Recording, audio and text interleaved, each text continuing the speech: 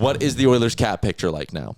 So if you go to Puckpedia, they have $16.2 million in cap space. That is with Max Jones and Matt Savoy on the roster. It was 17 before. I wonder what happened. They added Savoy to the roster with this move. Let's take Max Jones off the roster. Okay. He'll start the year in Bakersfield. Oil to the max is gone. So that means, and Aaron, you did, okay, we won't show it yet. We won't show it yet because I need to do some explaining. So let's take Max Jones off the roster. The Oilers have $17.2 million in cap space. Okay. For the simplicity of math, let's say Evan Bouchard is 10. Nice and easy, 10. Okay. And Trent Frederick is 3.8. Sure. So you go from 16.2, you got to add 13.8. The Oilers have $2.4 million in cap space with 10 forwards, 7 defensemen, and 2 goaltenders on the roster. Let's, again, for the simplicity of everything here, say that Noah Phillips on the roster, and that gives you and Trent Frederick is signed, so that's my bad. You're now at 12 forwards. With Philp on the roster, Savoy on the roster, Frederick signed, you're at 12. So, Aaron, you can flash up my mock roster here. Nuge, McDavid, Hyman, Podkolzin, Draisaitl, and Arvidsson still, Henrique, Frederick, and Savoy, Janmark, Philp, and David Tomasek. The defensemen are the same 7 that they ended the year with, Skinner and Pickard between the pipes. This lineup right here, which you could ice game 1 of the season, is not only cap compliant, but it actually comes with about $2.6 million in cap space. Okay. So if you want to upgrade your goalie, you can remove Pickard's $1 million cap hit, and you would have $3.6 million in cap space to upgrade your goaltending. So the next step I kind of took in this exercise is if you signed, and I will find my screenshot here just so I don't mess up the math, I think it's a pretty close to lock that they're going to end up moving on from Victor Arvidsson. Agreed. So with Arvidsson off the roster, the Oilers could sign 2 of Kasperi Kapanen, Connor Brown, and Corey Perry. And let's say one of Perry or Brown are $2 million, but we'll talk about that. And Kapanen's 1.25. So you're choosing between Perry and Brown, and you're definitely bringing back Kapanen. That's $3.25 million. But you have Arvidsson set $4 million off. That's a $750K difference. You now have 13 forwards, 7 defensemen, and 2 goalies on your roster. So a totally full roster that you can run the whole season with. And at that point, you have $4.25 million in cap space, which means they could technically go down to a 12-man forward group versus a 13-man and just roll the dice that some nights they might have to go 11-7. But they would have somewhere between $4.25 and $5.25 million in cap space to play with. And basically all they'd be looking to do is either upgrade the goaltending or you're taking that money and signing a more impactful forward. I think it's probably going to end up being goaltending. So how does this clear up the cap picture? If the second shoe to drop is indeed the Arvidsson deal, the Oilers can ice a full roster with Philp, Savoy, 2 of Connor Brown, Corey Perry, or Kasperi Kapanen, and they will have roughly $4.2 to $5.2 million to upgrade on Calvin Pickard's backup spot. What do you think? I think you're probably onto something there. I'm very curious about the Bouchard stuff. Okay. There's been a lot of conversation about. So the Oilers, Bouchard has 2 years of RFA years left. Yeah. So there is a way if they wanted to. I know we've all gone down this path before, but like with Nurse, but like they could just sign him to a 1-year deal if they wanted to. Yeah. There's been reports that maybe it comes in at 1 year, like $7 million, something like that. So that's a way they could get the money down even more. I saw a report today, I'm forgetting who it was from, but like potentially a 4-year deal, which I don't love. The 1-year deal I would honestly be way more open to because at least you have the RFA. Other side, you're just walking straight into. What was the AAV on a 4-year deal? It was like 8.5 or something like that. So like even that though, I get that it would buy you an extra $2 million for 4 years, but then when that 4 years is up and he's 29, he is in all likelihood going to be a $14 to $15 million player.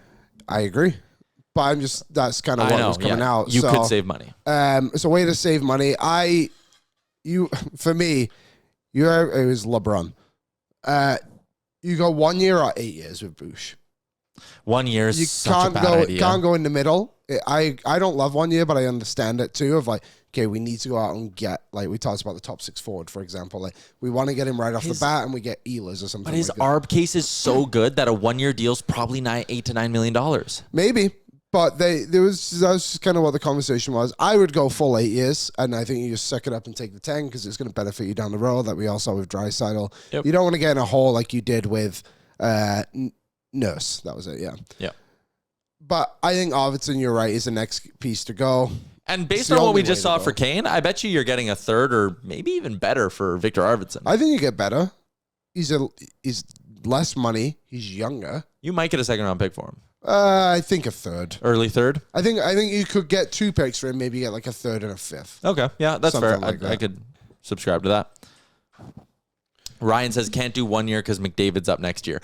But there are some other advantages. Ekholm's deal expires, Kulak's deal expires, and Adam Henrique is off the books as well. Also, Jack Campbell's dead money. Oh, it doesn't drop for 2 more years. The other thing with Bouch, I did see a report yesterday. I should have wrote these down. It might get done within the week. Really? I saw that today. Last night. Somewhere reported like it could be done way sooner than we think, which leads me in 2 directions. One is a guy who desperately wants to be here, and the others desperately want him. If he didn't, he would push that to arbitration. Gregor was explaining it yesterday. I believe you have to file by the 5th or the 4th or something like that. It's by July 5th, and once you file for ARB, you are no longer eligible for an offer sheet. Yeah. So if Bouchard's going to sign an offer sheet, it has to be done by next Saturday, or he could sacrifice his ARB rights, which would be very, very stupid to do. So this was it. It was from LeBrun. There is a mutual interest between the Oilers and Bouchard to get something done by next week. All contracts options are on the table. LeBrun speculates it could be a 4-year deal to bring down the AAV. We'll see what the AAV is. Yeah. If it's like, if you get him at like $7 million for 4 years, I wonder how much that has interest in you with the cap going up so much. I would love it to be 8 again, but I really do think the Oilers are doing everything they can to knock off any money off anybody, which is bold. And my counterpoint to this, I don't like any of the free agents in this year's class enough to be sacrificing that. The only way to me this would be justifiable if they go out and get one of those like legit forwards, which I just don't really see it. I'd love to, if someone can actually give me a legit report in the chat too, that would be great. But I have not seen them linked with anybody. They are attached to no players on the free agency market. No. Like, barely even attached to some of the players we're trying to talk about them trading for as well. It's a really interesting time. I have no indication of what direction they might go down, which is crazy. At this point, I feel like they were really linked to guys at this point last year. Am I wrong? Like, the Skinner thing, like, he'd just been bought out. I was like, the others might have some interest. It'd be difficult, but it might be. Like, I feel like Arvidsson was on the table a little bit, too. Like, we heard Arvidsson in the Cup final. Okay. That's what I thought. So, to get no one this year is like, what are we doing? Maybe we'll finally get, what was that guy called who signed him? Matt Nieto. Yeah, that was funny. Someone brings this up in the chat. It was Adarath. He says, should trade Henrique now. I would, if you're sitting there going, do we go 4 or 8 years with Bouchard to save $3 million? I would much sooner trade Adam Henrique and go sign Cody Glass. Yeah, I would agree. That's the way to go. There's so many better. I would much rather trade Brett Kulak than not get the full term. Brett Kulak, Aaron, he sucked ass in the Stanley Cup final. He was next to Ekholm, maybe their worst defenseman. He was still great for 90+ hockey games. A lot of guys sucked ass against the Panthers. I think Kulak's low on the trade list, but you're right to save the money. He's an option. Yeah, if that is the deal breaker, like, we got to shave some cap here. Can you survive till the deadline to go out and have what's he called? Emerson and Stetcher in your lineup more consistently. Yeah. You know what I mean? Like, it's probably an option. Again, I'm very curious about the Ekholm thing to start the year with the blue line, which I said it on ONL yesterday, and I'm staying on this point. I wonder how much opportunity Bo Akey gets throughout the season next year. He will not be a player in the lineup every night by any means, but if somehow Ekholm does start the season on LTIR, let the kid play. Let the boy watch. Also, Aaron, I think you're using the broken XLR because people are saying they can't hear you. It's too bad. We got to throw that one in the garbage. He said, let go of Brett Kulak. Yeah. 56 points. We'll talk about some guys who are not getting qualified here in a bit. But there's sort of your cap picture update. Again, if they were to move Arvidsson and move no one else, they will likely have $4.25 to $5.25 million to upgrade their goaltending or upgrade somewhere else with a full roster. What's up, Nation citizens? If you like that video, then you need to be subscribed to the Oilers Nation YouTube. Podcasts, live shows, exclusive interviews, and analysis. Everything you need from your favorite voices at Oilers Nation. And you don't want to miss any of it, so hammer that subscribe button.